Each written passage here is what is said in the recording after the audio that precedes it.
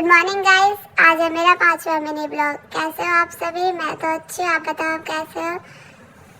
सुबह उठ के मैंने सबसे पहले पापा को बैग दिया क्योंकि पापा ऑफिस जाने के लिए तैयार हो गए थे। मेरे बस का नहीं हो रहा था पर तब भी मैं खींच के बैग दे रही थी।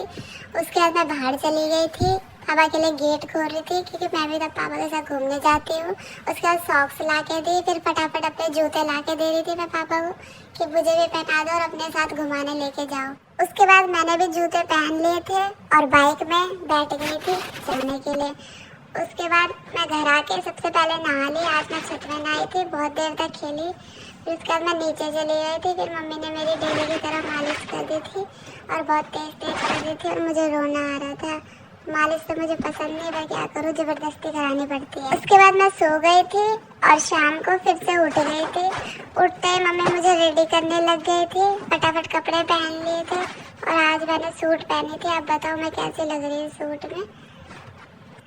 ये था मेरा फाइनल लुक। कैसी लग रही है आप बताना कमेंट में। उसके बाद गली के अंकल के साथ रिक्शे में खेलने लग गई थी।